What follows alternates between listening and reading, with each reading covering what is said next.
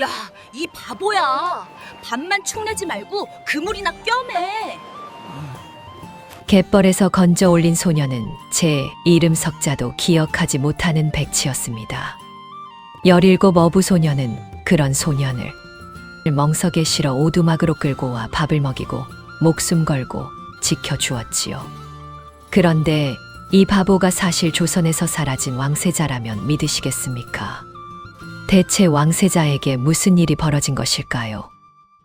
야단 풍문에 오신 걸 환영합니다. 좋아요와 구독으로 응원해 주시면 더 힘찬게 달려가겠습니다. 조선의 어느 화창한 봄날이었습니다. 온양행궁에서 지독한 병마를 다스리고 기력을 되찾은 세자 휘가 마침내 도성으로 향하는 백길에 오르게 되었지요. 왕실의 안녕을 한 몸에 짊어진 국본이 돌아오는 길이었으니 배 위에는 용연향의 그윽한 내음이 감돌았고 사방으로는 비단결처럼 고운 강물이 유유히 흐르고 있었습니다. 봄바람이 뱃전을 간지리고 물 위로 비치는 햇살이 금가루를 뿌린 듯 눈부셨습니다. 그런데 도성 근처 외딴 수로에 접어드는 순간 사방에서 짙은 물 한 개가 몰려와 배를 통째로 집어삼키기 시작하였습니다. 갑판 위의 뱃사공들조차 코앞에 손가락을 분간하기 힘들 만큼 자욱한 안개였으니 노 젓는 소리만이 규칙적으로 물살을 가르며 정막을 깨뜨리고 있었지요. 이 기묘한 정적이야말로 장차 닥쳐올 비바람을 예고하는 불길한 전조였습니다. 세자 휘는 왼쪽 눈 밑에 찍힌 연한 붉은 점을 손끝으로 만지작거리며 뿌연 창밖을 응시하였습니다. 휘의 품속에는 일찍이 세상을 떠나신 어머니께서 남기신 마지막 유품, 용문이 옥비녀가 고이 잠들어 있었지요. 휘는 차가운 옥의 감촉을 손끝으로 어루만지며 나직이 읊조렸습니다. 어머님, 소자가 이제야 궁으로 돌아갑니다. 바로 그 순간이었습니다. 강 양편에 우거진 갈대숲을 찢으며 짐승 같은 함성이 터져 나왔으니 쏴라 하는 날카로운 호령과 함께 수백 발의 불화살이 밤하늘의 유성처럼 쏟아져 내렸습니다. 평화롭던 수로는 눈 깜짝할 사이에 불꽃의 바다로 변하였고 세자의 배는 사방에서 날아든 화살에 꽂혀 흡사 고슴도치와 같은 처참한 모양새가 되었지요. 안개 틈을 비집고 검은 복면을 뒤집어 쓴 자객들이 물귀신처럼 배전을 타고 기어올랐습니다. 호위하던 내금이 군사들의 칼과 자객들의 칼날이 부딪힐 때마다 시퍼런 불꽃이 튀었고 쇳소리와 비명이 뒤섞여 강물 위를 피비린내로 물들였지요. 배 위는 그야말로 아비규환의 생지옥이었습니다. 이 참혹한 광경을 먼발치 언덕 위에서 내려다보는 자가 있었으니 그가 바로 종친 이겸이었습니다. 타오르는 불길에 제 얼굴을 붉게 물들이며 서늘한 미소를 짓던 이겸이 입을 열었지요. 오늘 밤 해는 저물고 조선의 하늘에는 새로운 달이 뜰 것이다. 저 세자놈을 수장시켜 수중 고기밥으로 만들어라. 이겸의 두 눈에는 권력을 향한 지독한 탐욕만이 시퍼렇게 번득이고 있었습니다. 그때 난전 속에서 자객이 내던진 횃불 하나가 배 밑바닥에 화약고에 닿고 말았습니다. 순간 천지를 뒤흔드는 거대한 폭발이 수로를 진동시켰으니 배는 처참하게 두 동강이 났고 세자 휘는 폭발의 충격에 선실 기둥으로 머리를 세차게 부딪히며 그대로 정신을 잃었습니다. 의식이 아득히 꺼져가는 찰나에도 휘는 본능적으로 품속의 옥비녀가 꽂힌 옷자락을 꽉 움켜쥐었으니 거친 물살은 인정사정 없이 조선의 국본을 깊고 차가운 강물 속으로 끌어당겼습니다. 불타는 파편들 사이로 세자의 몸이 자취를 감추자 자객들은 세자가 틀림없이 죽었으리라 확신하였지요. 허나 하늘의 보살핌이었을까요? 거센 물살은 휘를 하류로 밀어내고 또 밀어내어 이름 모를 외딴 포구의 차가운 갯벌 위로 조용히 인도하였습니다. 조선의 세자는 그렇게 세상에서 사라졌으되 하늘은 아직 이 젊은 국본의 운명을 거두어 가지 않았던 것이지요. 수로에서 그 비극적인 폭발이 있은 지 사흘째 되던 날이었습니다. 남해 끝자락의 작은 포구에는 새벽마다 짠내 가득한 바닷바람이 불어왔고 갯벌 위로는 자욱한 물 한 개가 내려앉아 하늘과 땅의 경계조차 분간하기 어려웠지요. 이 포구에서 홀로 억척스럽게 살아가는 17살 어부 소녀가 있었으니 그녀의 이름은 달래였습니다. 일찍이 부모를 여의고 거친 파도와 버타며 조개를 캐고 그물을 손질하며 하루하루를 이어가는 처녀였으되 그 눈매만큼은 영특하기 이를 데 없었지요. 그날도 달래는 남들보다 일찍 단잠을 깨우고 갯벌로 나갔습니다. 쪼그려 앉아 모래를 파헤치며 조개를 줍던 달래의 눈에 저 멀리 파도에 떠밀려온 커다란 검은 덩어리 하나가 보였으니 처음에는 밀물에 굴러온 커다란 바위인 줄 알았지요. 그런데 가까이 다가가 보니 그것은 바위가 아니었습니다. 옷이 갈기갈기 찢어진 채 갯벌 위에 엎어져 있는 한 사내였으니 달래는 비명을 지르며 뒤로 벌러덩 나자빠지고 말았습니다. 아이고 어머니, 이게 사람이야 귀신이야? 한참을 가슴을 쓸어내리던 달래가 겁을 삼키고 조심스레 다가가 사내의 가슴에 귀를 대어 보았습니다. 가냘프고 가느다란 숨결이 실바람처럼 끊어질 듯 이어지고 있었지요. 아직 살아있구나. 사람 목숨이 경각인데 사람부터 살리고 봐야지. 달래는 벌떡 일어났으나 제 몸무게에 곱절은 되어 보이는 장정을 혼자 업기엔 도저히 역부족이었습니다. 달래는 갯벌에서 쓰던 큼지막한 멍석을 헐레벌떡 가져와 사내를 그 위에 대굴대굴 굴려 올렸지요. 그리고는 전 먹던 힘까지 죄다 끌어모아 멍석줄을 어깨에 메고 갯벌을 기어오르듯 한 발 한 발 사내를 끌어당겼습니다. 가녀린 처녀의 발이 갯벌에 푹푹 빠질 때마다 이를 악물고 안간힘을 썼으니 오두막까지 사내를 끌고 오는 데에만 해가 중천에 뜰 만큼의 시간이 걸렸지요. 허겁지겁 젖은 옷을 벗기고 마른 옷으로 갈아입히려던 달래의 손끝에 품속에서 묵직하고 차가운 무언가가 걸렸습니다. 꺼내어 보니 그것은 눈부시게 빛나는 옥비녀였으니 맑은 초록빛 옥에 용 한 마리가 살아꿈틀거리듯 정교하게 새겨져 있었지요. 평생 조개나 까고 그물이나 기우며 살아온 달래였지만 그 비녀에 새겨진 용의 위엄을 보는 순간 온몸에 소름이 돋으며 가슴이 철렁 내려앉았습니다. 용이라니 이건 나라님이나 쓰시는 귀한 물건이 아닌가.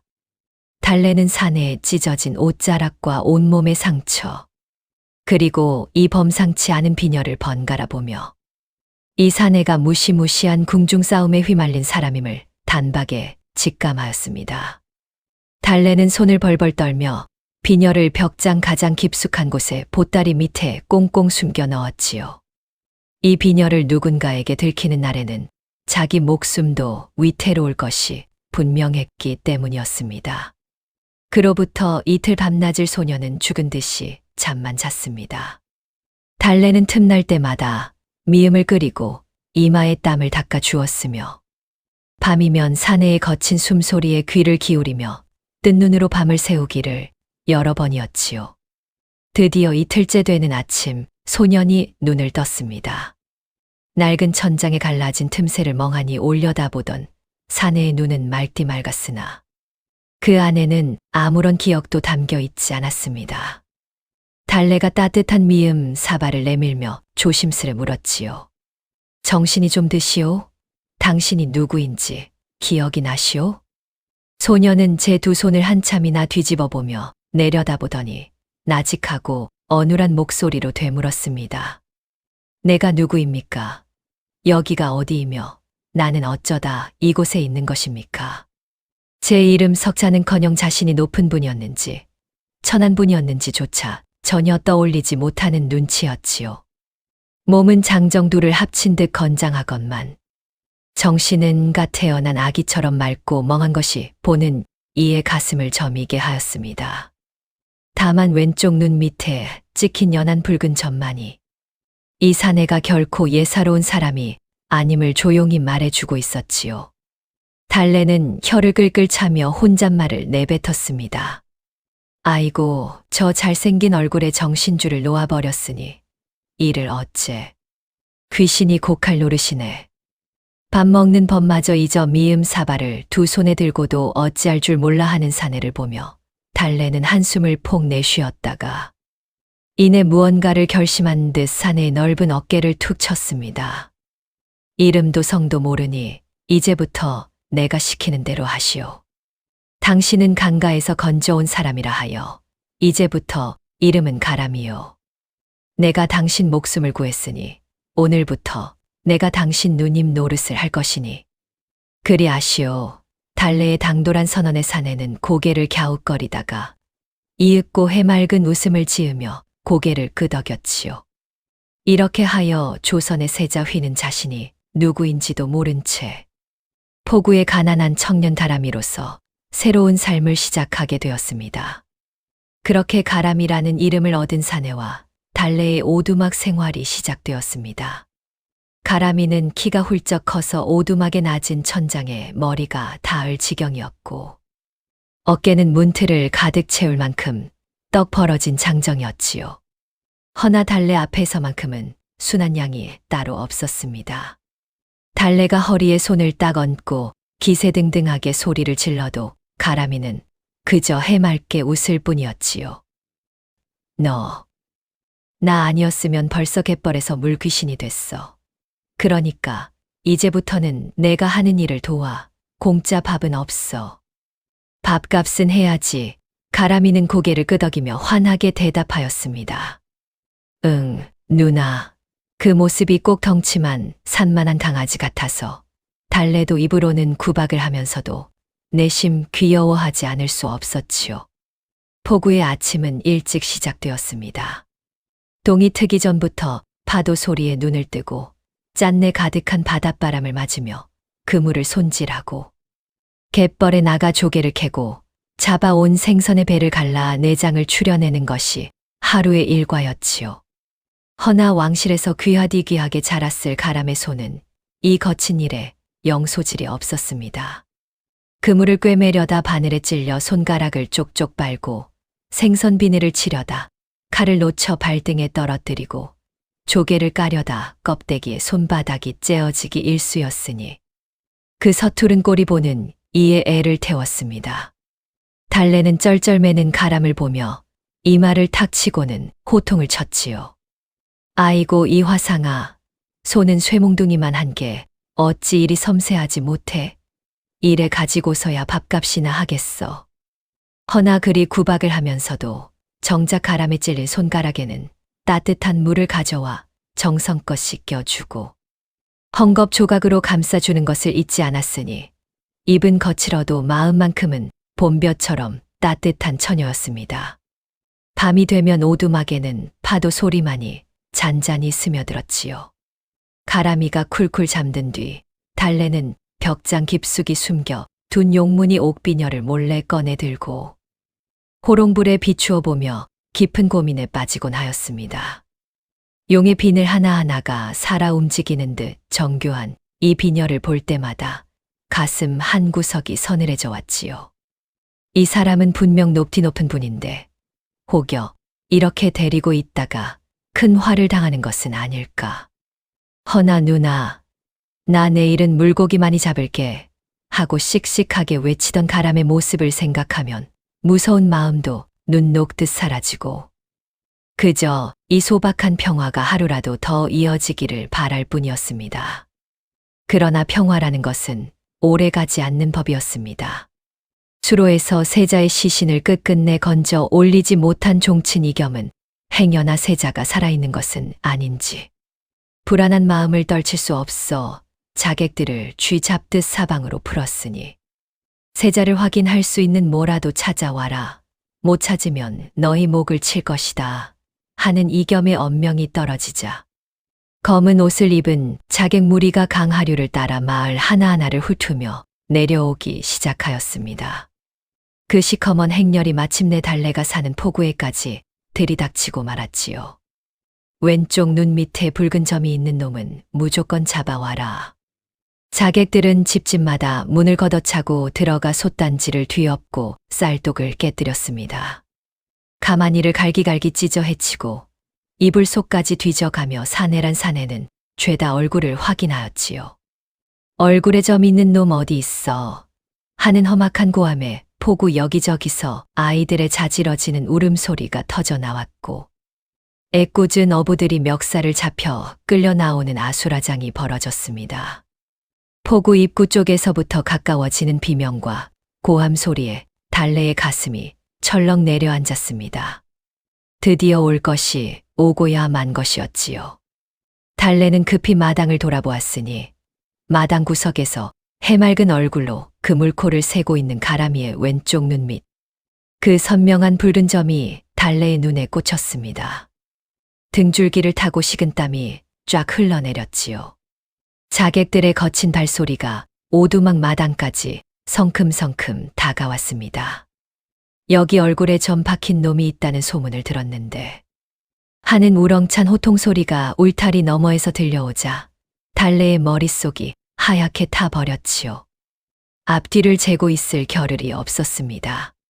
달래는 오두막 뒤편으로 미친 듯이 달려가 개온나무 줄기를 두 손으로 움켜쥐었습니다.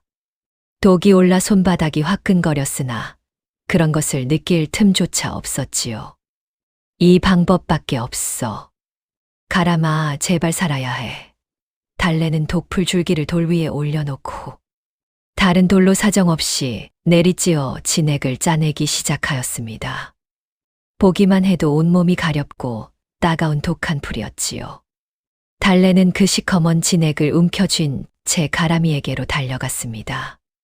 아무것도 모르는 가람이가 여전히 그물코를 만지작거리며 해맑게 웃고 있는 것을 보자 달래의 두 눈에서 뜨거운 눈물이 주르르 흘러내렸지요.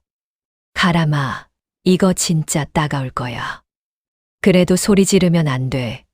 저 놈들한테 들키면 우리 둘 다 죽는 목숨이야. 달래는 눈물을 삼키며 부들부들 떨리는 손으로 가람이의 얼굴을 향해 독풀의 진액을 문지르기 시작하였습니다.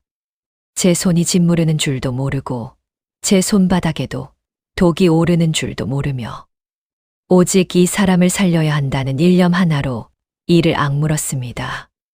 달래의 손이 가람이의 뽀얀 얼굴에 닿는 순간 초록빛 독풀 진액이 하얀 살갗 위로 번져 나갔습니다. 그 즉시 수려하기 이를 데 없던 가람이의 얼굴이 불에 데인 듯 시뻘겋게 달아오르더니 금세 퉁퉁 부어오르기 시작하였지요. 눈두덩이 부풀어 올라 눈이 신란만큼 가늘어졌고 광대뼈 위로 울긋불긋한 물집이 솟아오르며 노란 진물이 줄줄 흘러내렸습니다. 가람이는 얼굴이 1000개의 바늘로 찔리는 듯 따갑고 화끈거렸으나 달래가 울면서 참아, 제발 참아 하고 외치는 목소리에 입술을 깨물며 신음을 삼켰지요. 달래는 거기서 멈추지 않았습니다. 아궁이 바닥을 손톱으로 긁어 시커먼 숯검댕을 한 움큼 쥐어다 가람에 부어오른 얼굴 위에 덧칠하였고 구석에 쌓아둔 생선 대가리에서 비린내 진동하는 비늘을 긁어 모아 뺨에 덕지덕지 붙여 놓았습니다. 달래의 눈에서는 쉴 새 없이 눈물이 흘러내렸으나 손은 한순간도 멈추지 않았지요. 이제 가람이의 얼굴은 누가 보아도 몹쓸 역병에 걸려 내다 버림을 당한 비천한 거지 꼴이었으니 숯검댕과 진물과 비늘이 뒤범벅된 그 몰골은 차마 두 눈 뜨고 보기 힘들 지경이었습니다. 왼쪽 눈 밑의 붉은 점 따위는 부어오른 살갗과 시커먼 검댕 속에 완전히 파묻혀 흔적조차 찾을 수 없게 되었지요. 달래는 가람이의 양 어깨를 두 손으로 꽉 움켜쥐고 얼굴을 바짝 들이밀며 신신당부하였습니다. 가람아, 내 말 똑똑히 들어. 지금부터 누가 와서 뭘 물어봐도 절대 입을 열면 안 돼. 그냥 바보처럼 헤헤 웃기만 해. 알았어. 너 입 한 번 잘못 열면 우리 둘 다 오늘이 제삿날이야. 달래의 눈이 핏발이 서도록 간절하였으니 가람이는 무슨 뜻인지는 정확히 몰라도 누나의 절박한 만큼은 온몸으로 느꼈는지 고개를 힘차게 끄덕였습니다. 달래는 구멍이 숭숭 뚫린 넝마를 가람이에게 입혀 방구석 가장 어둡고 차가운 바닥에 쪼그려 앉힌 뒤 주변의 생선 내장과 썩은 해초를 잔뜩 흩어 놓았지요. 코를 틀어막아도 뚫고 나올 만큼 지독한 비린내가 오두막 안을 가득 채웠습니다. 바로 그때였습니다. 쾅 하는 굉음과 함께 오두막의 나무 문짝이 안쪽으로 벌컥 나가떨어졌지요. 검은 옷에 칼을 찬 자객셋이 성큼성큼 안으로 들이닥쳤습니다. 그런데 문을 넘어서는 순간 코를 찌르는 악취의 자객들의 얼굴이 일제히 쭈글쭈글해졌으니 선두에 선 자객이 소매로 코를 트어막으며 뒷걸음질을 쳤습니다. 에이 퇴, 이게 사람 사는 집이야, 돼지우리야. 자객들의 눈에 방구석에 웅크린 가람이의 흉측한 몰골이 들어왔습니다. 부어터져 사람의 얼굴이라고는 알아볼 수 없는 데다 진물과 숯검댕이, 범벅이 된 채 침을 질질 흘리고 있는 꼴이었으니 자객들은 저도 모르게 한 걸음 더 물러섰지요. 그중 한 놈이 고개를 갸웃거리더니 칼을 빼어 칼끝으로 가람이의 턱을 쓱 들어 올리려 하였습니다. 바로 그 순간 달래가 벼락같이 가람이 앞을 가로막으며 소리를 빽 질렀지요. 아이고 나리, 그놈 손대지 마쇼. 몹쓸 전염병에 걸려서 얼굴이 저 모양인데. 나리들 귀한 몸에 옮기라도 하면 어쩌려고 그러쇼. 달래는 일부러 가람이의 머리통을 쥐어박으며 한술 더 떴습니다. 이 바보 멍청이가 어딜 감히 나리들 앞길을 막아. 이놈은 나면서부터 머리가 돌아서 제 이름도 모르는 천치라니까요. 달래의 당돌한 기세에 자객들도 움찔하며 칼을 거두었습니다. 가람이는 달래가 일러준 대로 침을 질질 흘리며 바닥에 흙을 손으로 비벼댔지요. 눈은 반쯤 풀려있고 입꼬리에는 침이 늘어지고 때때로 헤헤하며 알 수 없는 웃음을 흘리니 그 모습이 영락없는 백치였습니다. 자객들은 가람이의 꼴을 한 번 더 훑어보더니 코를 싸쥐며 고개를 절레절레 흔들었지요. 에이 재수없게 전염병 환자네. 가자 헛걸음이야. 한 놈이 가람이의 옆구리를 발로 거칠게 밀치며 침을 퇴뱉고는 문 밖으로 나갔고 나머지 자객들도 욕설을 내뱉으며 줄줄이 오두막을 빠져나갔습니다. 자객들의 등이 보이는 동안에도 달래는 연기를 멈추지 않았습니다. 일부러 더 크게 소리를 높여 가람이의 등짝을 찰싹 때리며 호통을 쳤지요. 이 밥벌레야, 일 안 하고 멍하니 앉아서 뭘 해. 밥만 축낼 거면 당장 나가버려. 자객들이 마당 끝을 돌아 골목으로 사라질 때까지 달래는 모질고 사나운 누나의 탈을 한순간도 벗지 않았습니다. 허나 그 속은 이미 갈기갈기 찢겨 나가고 있었지요. 세상에서 가장 착한 사람의 얼굴을 제 손으로 망가뜨리고 짐승 취급을 당하는 꼴을 눈앞에서 지켜보면서도 웃어야 했던 그 시간이 달래에게는 한 생애보다도 길게 느껴졌습니다. 자객들의 발소리가 완전히 사라지고 포구에 다시 정막이 찾아왔습니다. 달래는 더 이상 버틸 수가 없었지요. 참고 또 참았던 울음이 둑이 무너지듯 터져 나왔고 달래는 주저앉으며 가람이를 꼭 껴안았습니다. 가람아, 아프지? 미안해, 미안해. 내가 정말 너한테 못할 짓을 했어. 부어터진 가람이의 얼굴에서 흐르는 진물을 조심스레 물로 닦아 주는 달래의 손이 파르르 떨렸습니다. 잘못 건드리기라도 하면 더 아플까봐 손끝에 힘을 빼고 또 빼면서도 차마 그 얼굴에서 손을 떼지 못하는 달래의 모습이 참으로 애달팠지요. 가람이는 얼굴이 화끈거리고 가려워 견디기 힘들었을 터인데도 제 괴로움보다 먼저 달래의 눈물을 걱정하였습니다. 거칠고 투박한 소매 끝으로 달래의 젖은 뺨을 조심스레 닦아 주며 어눌하게 읊조렸지요. 누나, 나 안 아파. 누나 울지 마. 나 진짜 괜찮아. 제 몸이 얼마나 아픈지도 모르면서 누나의 마음부터 어루만지려 하는 가람이의 서투른 위로에 달래는 오히려 더 크게 울음을 터뜨리고 말았습니다. 좁고 낡은 오두막 안에는 그렇게 둘의 애달픈 흐느낌만이 파도 소리에 섞여 밤새도록 사라지지 않았습니다.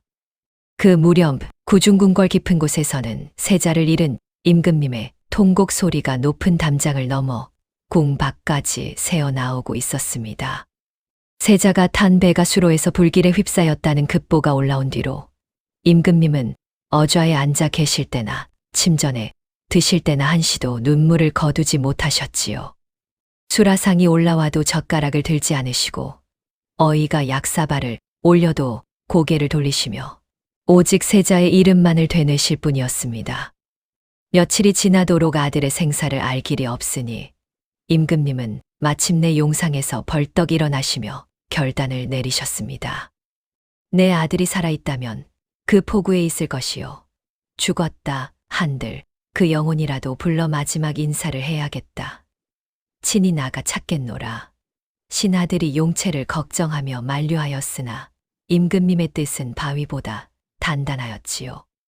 식음을 전폐하여 광대뼈가 드러날 만큼 수척해진 몸으로 어가에 오르시는 임금님의 뒷모습에 배웅하는 대신들과 궁녀들 모두 고개를 숙이며 소매를 적셨습니다. 아비가 자식을 찾아 나서는 그 처절한 행차를 보는 이치고 가슴이 미어지지 않을 사람이 없었지요.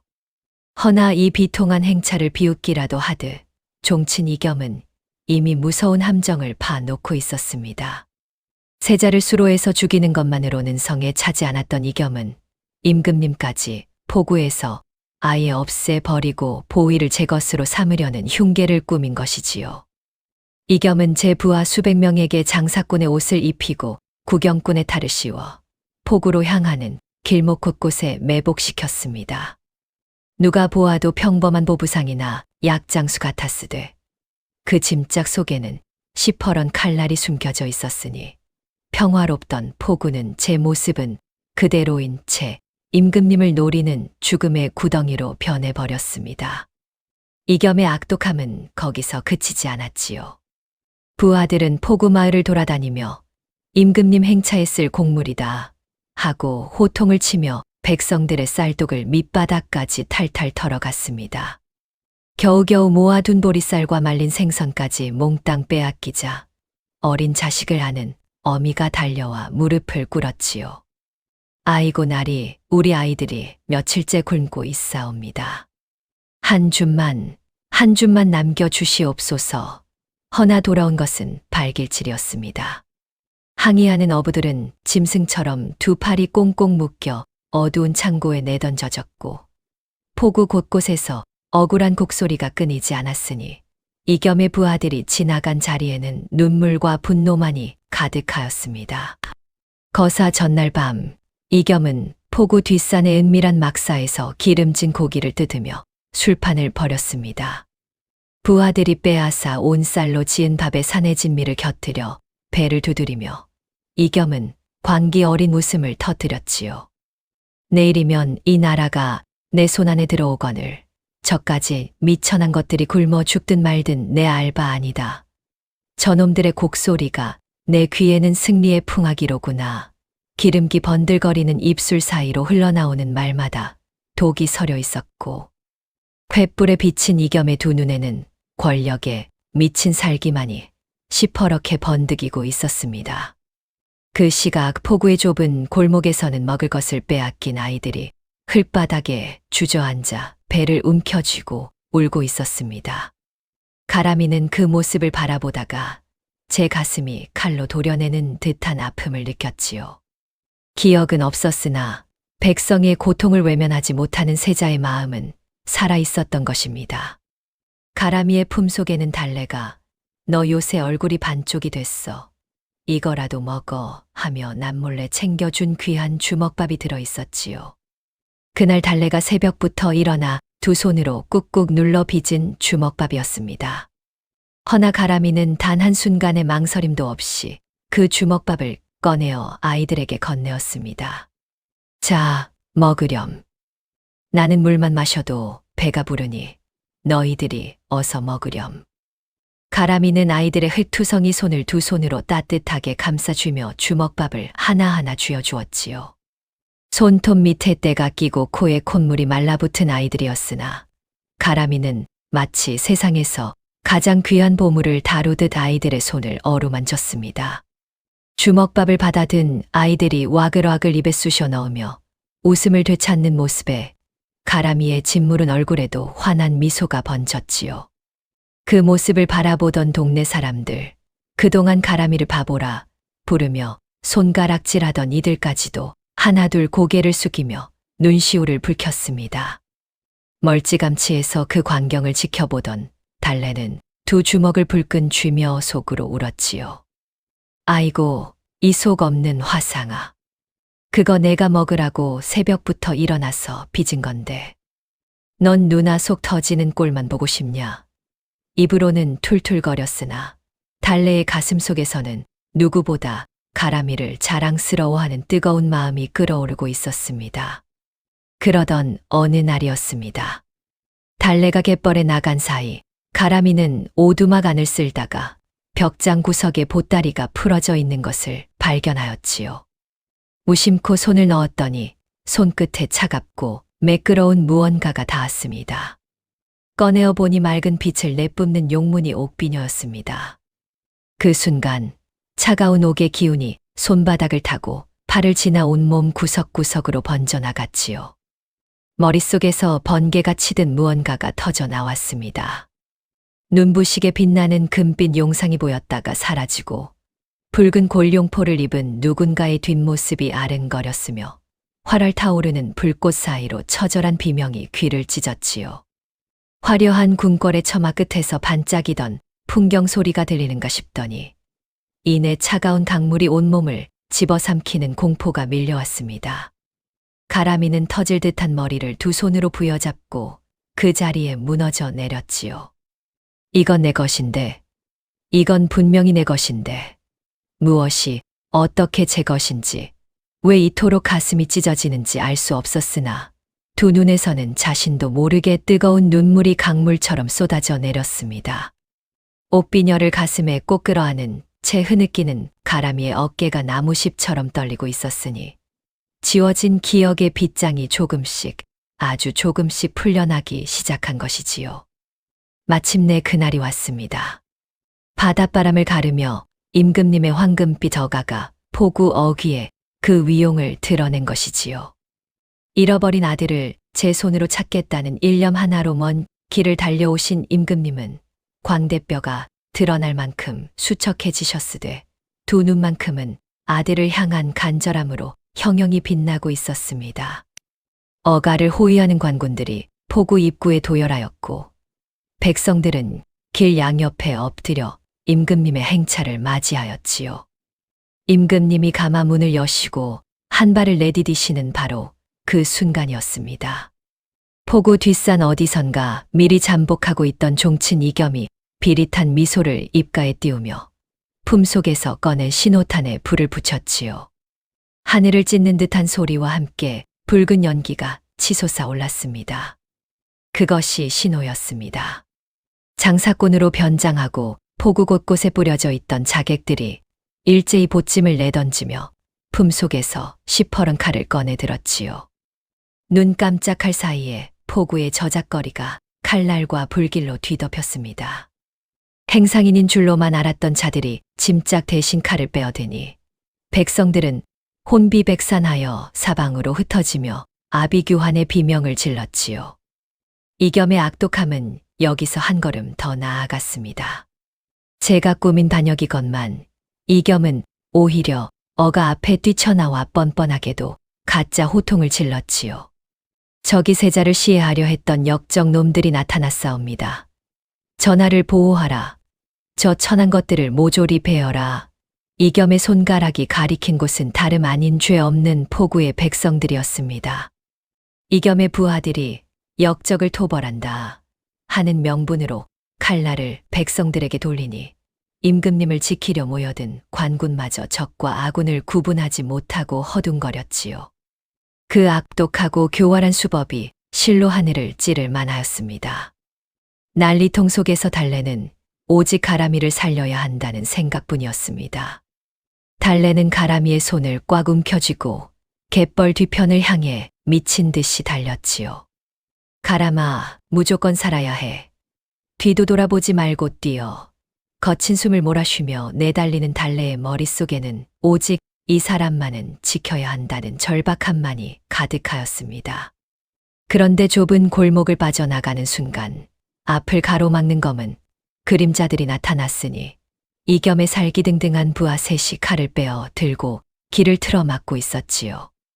뒤돌아 달아날 틈도 없이 한 놈이 번개같이 손을 뻗어 달래의 멱살을 움켜쥐었고 차갑고 날카로운 칼날이 달래의 가녀린 목줄기를 파고들었습니다. 인연이 감히 나라님 앞길을 가로막는 역당에 가시느냐? 거추장스러운 것들은 당장 그 목을 쳐서 본보기를 보여라. 군병이 이를 갈며 칼을 높이 치켜들었지요. 칼날에 반사된 햇빛이 눈부시게 번쩍이던 그 순간 달래는 죽음을 직감하였습니다. 두 눈을 질끈 담은 달래의 입에서 마지막 힘을 다한 절규가 터져 나왔지요. 가람아, 도망쳐. 포구 전체를 뒤흔드는 듯한 달래의 비명이 바닷바람을 타고 울려 퍼졌으니 그 처절한 외침은 저 멀리 임금님의 어가 앞까지 닿을 듯하였습니다. 바로 그때였습니다. 달래의 비명이 가람이의 귓전을 때리는 순간 가람이의 머릿속에서 거대한 바위가 두 쪽으로 쪼개지는 듯한 굉음이 울려 퍼졌지요. 달래를 겨냥한 자객의 칼날에서 뿜어져 나오는 시퍼런 살기가 그날 밤 수로에서 보았던 이겸의 번득이는 눈빛과 겹쳐졌습니다. 갈대숲에서 쏟아지던 불화살, 천지를 뒤흔들던 폭발, 차가운 강물 속으로 가라앉던 몸, 그리고 품속에서 죽어도 놓지 않았던 어머니의 옥비녀. 안개처럼 뿌옇게 흩어져 있던 기억의 조각들이 하나로 합쳐지며 폭포처럼 쏟아져 내렸으니 가람이의 두 눈이 활활 타오르듯 빛났습니다. 구부정하던 가람이의 등이 활대처럼 펴졌습니다. 넉마를 걸친 비천한 거지의 몸에서 이 나라의 국본이 지닌 서슬퍼런 위엄이 폭풍처럼 터져 나왔지요. 가람이는 곁에 놓여있던 물풀의 나무 몽둥이를 번개같이 낚아채더니 달래의 목을 겨누던 자객의 칼날을 향해 내리쳤습니다. 쇠와 나무가 부딪히는 날카로운 소리가 포구를 갈랐고 칼을 쥔 자객의 손목이 힘없이 꺾이며 시퍼런 칼날이 땅바닥에 떨어졌지요. 진물은 얼굴 속에서도 호랑이가 으르렁거리는 듯한 눈빛이 뿜어져 나왔습니다. 기억을 되찾은 세자휘가 포구가 떠나가라 사자호를 내질렀지요. 네 이놈들, 어느 안전이라고 감히 칼을 휘두르느냐. 그 목소리는 천둥이 치듯 포구 구석구석을 울렸고 칼을 빼어들었던 자객들의 손이 저도 모르게 멈추었습니다. 휘는 달래를 등 뒤로 감싸며 몽둥이를 높이 치켜들고 다시 한 번 외쳤지요. 나는 이 나라의 세자 휘다. 아바마마를 노리는 저 역도를 당장 포박하라. 부어터진 얼굴, 진물이 흐르는 살갗, 구멍난 넉마 사이로 터져 나오는 지존의 위엄은 어떤 비단 골룡포보다도 눈부셨습니다. 방금까지 칼을 휘두르며 포구를 유린하던 역도들이 그 위엄에 눌려 낙엽처럼 벌벌 떨기 시작하였으니 세자 휘의 귀환을 알리는 사자후가 포구의 하늘 위로 우렁차게 울려 퍼졌습니다. 세자의 사자후가 포구를 뒤흔든 그 순간 달래를 베려던 군병의 칼날이 허공을 가르며 내리꽂히려 하였습니다.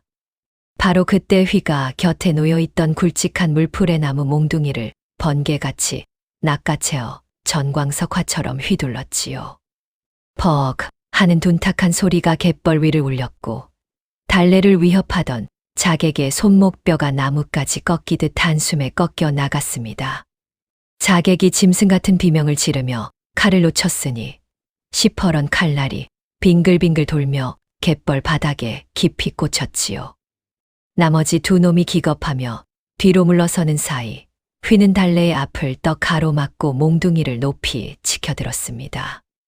네 이놈들, 어느 안전이라고 감히 함부로 손을 대느냐. 넉마를 걸치고 독풀로 짓무른 흉측한 몰골이었으되 그 입에서 터져 나오는 목소리는 천지를 뒤흔드는 호랑이의 포효와 같았지요. 방금까지 거지라고 비웃고 발로 밀치던 자객들이 부어터진 얼굴 사이로 뿜어져 나오는 서슬퍼런 위험에 눌려 귀신이라도 만난 듯 사시나무처럼 벌벌 떨며 뒷걸음질을 쳤습니다. 달래는 땅바닥에 주저앉은 채 가라미에, 아니 이제는 세자 휘의 등을 올려다보았지요. 늘 구부정하던 그 등이 성벽처럼 단단하게 펴져 있었고 온몸에서 뿜어져 나오는 기세가 마치 다른 사람이 된 듯하였습니다. 달래의 입에서 작은 탄식이 새어나왔지요. 가람아, 내가 정녕 누구이기에. 허나 지금은 놀라고 있을 때가 아니었습니다. 휘는 달래의 어깨를 한번 꽉 쥐며 나지기 말하였지요. 여기서 꼼짝 말고 움직이지 마. 내가 반드시 돌아올 것이니. 그 한마디를 남기고 휘는 몽둥이를 움켜쥔 채 어가가 있는 쪽을 향해 폭풍처럼 달려나갔습니다.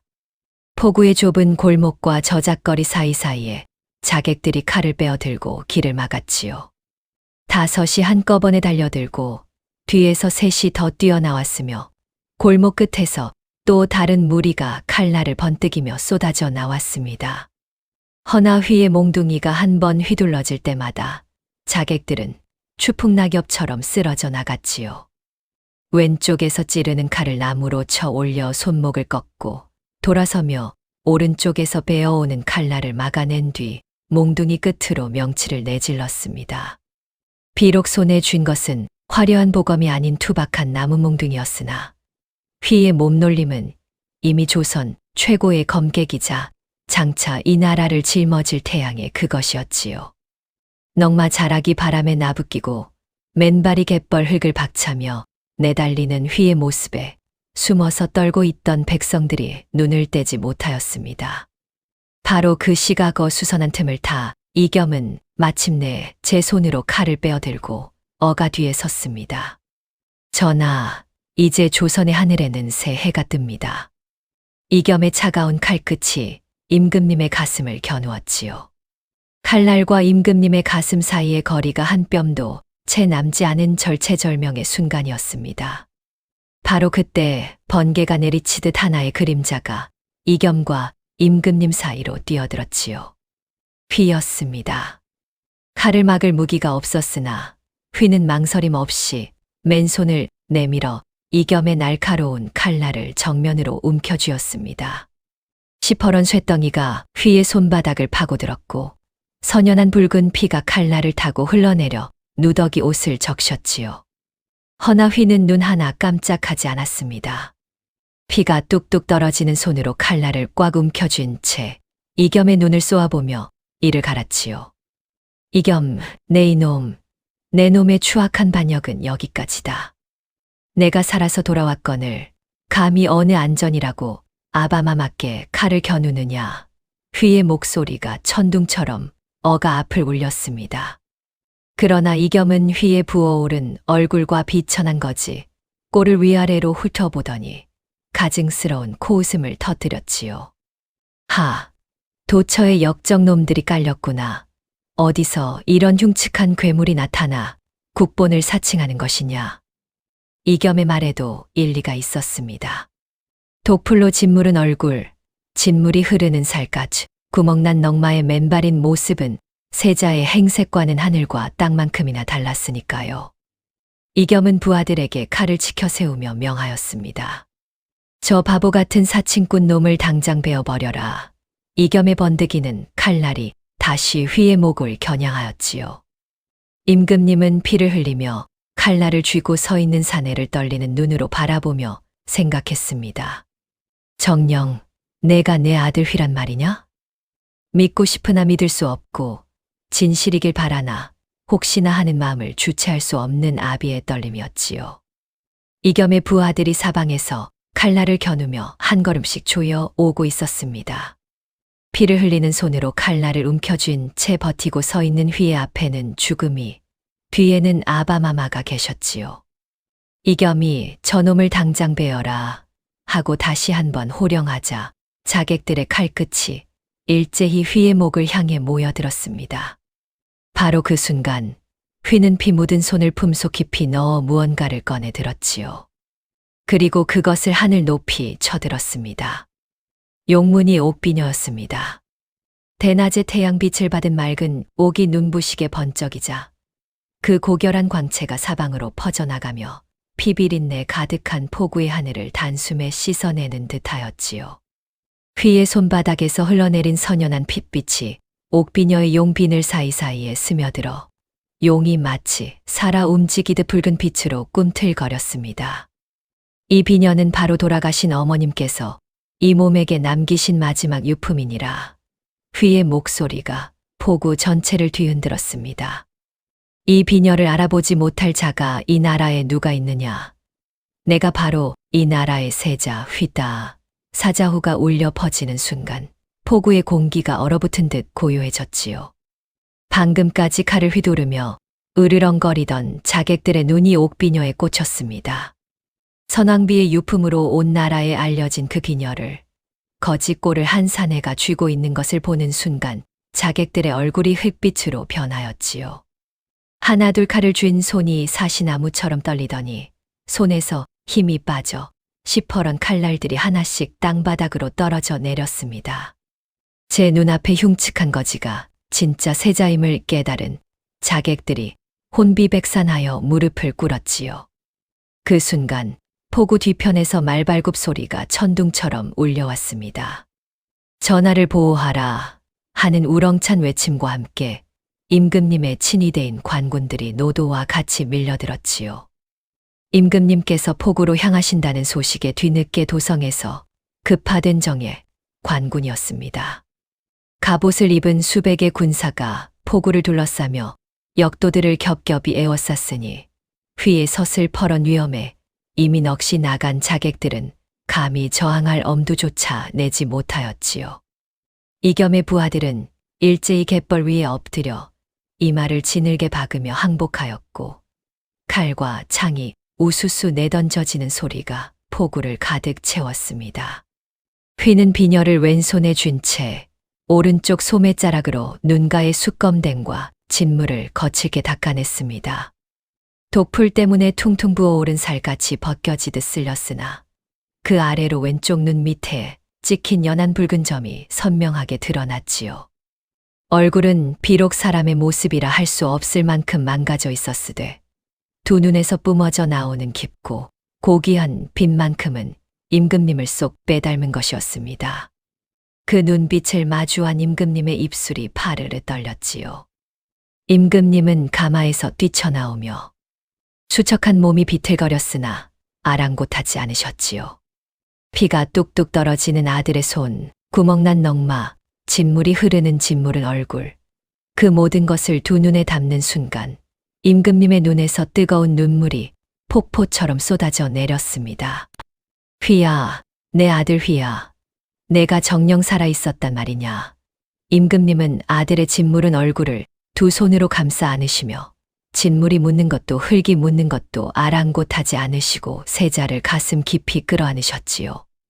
아바마마, 불효자식이 이제야 돌아왔사옵니다. 휘의 목소리가 갈라졌습니다. 수로에서의 참변, 기억을 잃고 헤맸던 나날, 독풀로 얼굴이 짓무르던 고통, 그 모든 것이 아버지의 품 안에서 한꺼번에 밀려왔지요. 세자의 채통 따위는 이미 안중에 없었습니다. 휘는 아버지의 가슴에 얼굴을 묻고 어린아이처럼 소리내어 울었지요. 흙먼지 투성이에 피범벅이 된 아들을 끌어안은 임금님의 어깨가 멈추지 않고 들썩였으니 부자가 부둥켜 안고 통곡하는 모습에 지켜보던 백성들까지 일제히 엎드려 기쁨의 눈물을 쏟아냈습니다. 관군들마저 투구 아래로 눈물을 훔쳤고 포구의 하늘 위로 감격의 함성이 파도처럼 밀려왔지요. 환희의 눈물이 채 마르기도 전에 관군들이 종친 이겸을 끌고 왔습니다. 한때 나라를 통째로 집어삼키려 했던 이겸은 이제 개처럼 포승줄에 묶여 관군들에게 질질 끌려오며 갯벌 위를 굴렀지요. 방금까지 이 나라는 내 손 안에 들어온다 하며 광기 어린 웃음을 터뜨리던 그 입에서는 이제 처량한 신음만이 새어나왔습니다. 임금님은 눈물을 거두시고 용 안의 서슬퍼런 노기를 드러내셨지요. 이겸 이 대역죄이나 내 놈이 내 아들을 죽이려 하고 과인마저 시해하려 한 죄를 어찌 갚겠느냐. 이겸은 떨리는 입술로 변명을 늘어놓으려 하였으나 임금님은 손을 들어 그 입을 막으셨습니다. 더 이상 저 놈의 입에서 나오는 거짓을 듣고 싶지 않으니 당장 관직을 박탈하고 포박하여 한양으로 압송하라.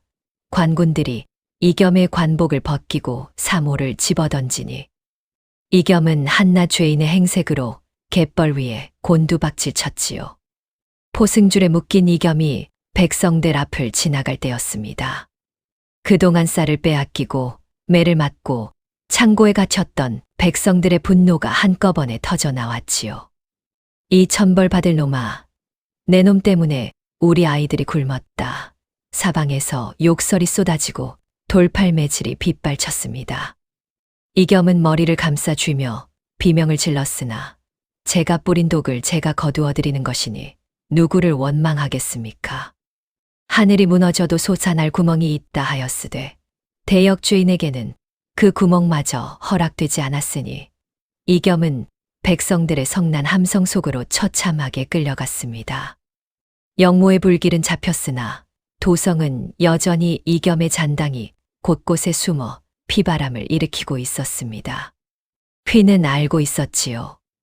지금 당장 달래를 궐로 데려가는 것이 오히려 그녀를 시퍼런 칼날이 도사리는 사지로 몰아넣는 일이라는 것을. 궐 안의 모든 독을 걷어내고 달래가 발 디딜 자리를 단단히 마련한 뒤에야 비로소 데려갈 수 있었습니다. 그것이 아무리 가슴이 찢어지는 일이라 하더라도 말이지요. 어가에 오르기 전 휘는 달래 앞에 섰습니다. 한때 바보 동생가람이로서 해맑게 누나 하고 따르던 그 사내가 이제는 이 나라의 세자로서 달래에 거친 두 손을 두 손으로 꼭 잡았지요.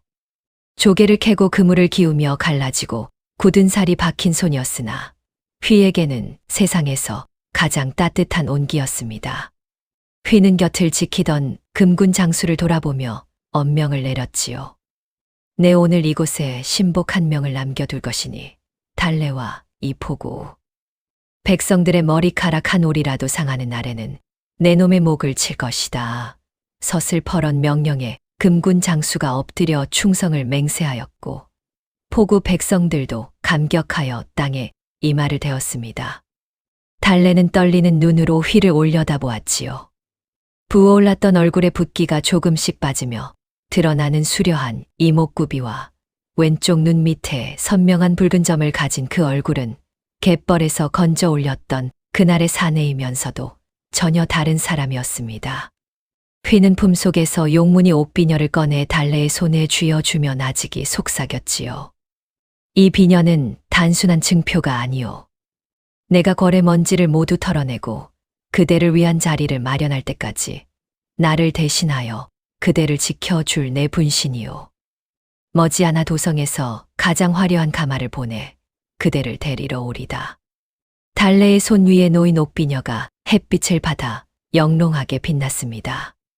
그 비녀는 돌아가신 어머니의 유품이자 기억을 잃은 채 떠돌 때에도 끝내 놓지 않았던 유일한 끈이었지요. 그 소중한 것을 달래에게 맡긴다는 것은 제 목숨보다 귀한 것을 건네는 것과 다름없었습니다. 휘는 어가에 올라 가마문을 닫으려다 말고 다시 몸을 돌려 달래의 귓가에 바짝 대고 말하였지요. 달래야, 내가 기억을 되찾고 보니 나이가 그대보다 2살이나 위였구나. 그 말을 들은 달래의 얼굴이 홍당무처럼 붉어졌습니다. 그동안 야, 이 바보야 하며 등짝을 때리고 내가 내 누나야 하며 기세등등하게 굴었던 기억이 한꺼번에 밀려왔으니 부끄러움에 고개를 들 수가 없었지요. 휘는 그런 달래를 보며 처음이자 마지막으로 따뜻한 웃음을 지었습니다. 내 곧 그대를 다시 찾으러 올 터이니 그때까지 부디 몸성이 있거라.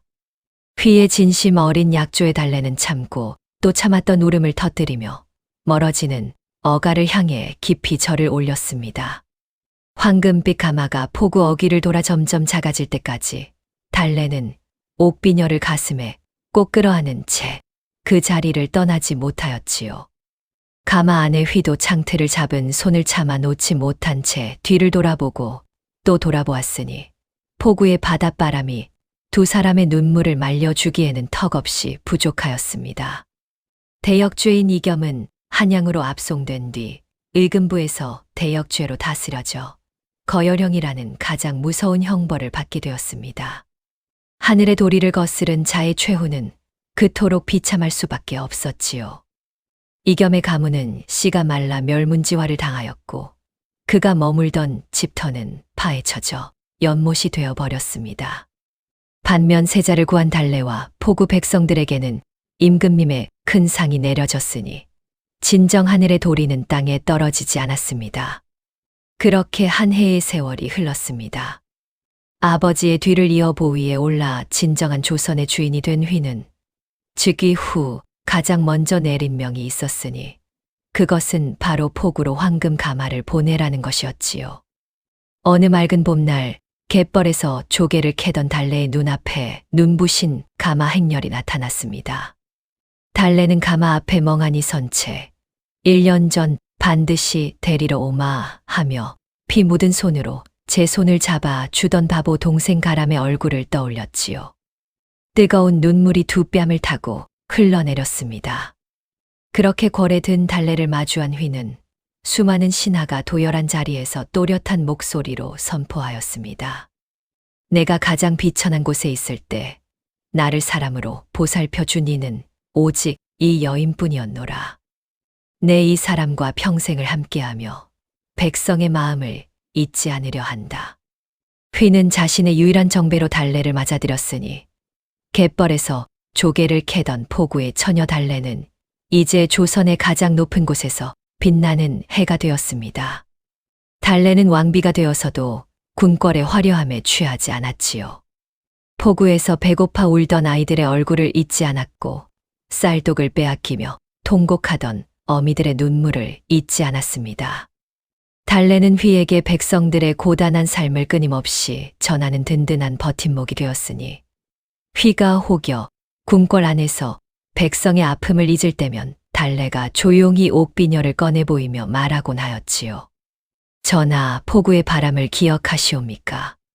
그 한마디에 휘는 언제나 가슴을 어루만지며 고개를 끄덕였습니다. 두 사람이 나란히 앉아 백성을 굽어 살피는 모습은 만백성의 칭송을 받았으니 강물이 맺어 준 인연은 그렇게 아름다운 전설이 되어 후세에 길이 전해졌습니다. 사람들은 이렇게 말하였지요. 진정한 배필은 하늘이 정하는 것이다. 오늘도 그 포구의 파도는 가람과 달래의 아름다운 사랑 이야기를 노래하며 끝없이 밀려오고 있습니다. 다음 영상을 빠르게 만나보시려면 좋아요와 구독을 눌러주세요. 그럼 더 재미있는 영상으로 찾아뵙겠습니다. 모두 행복한 하루 보내세요.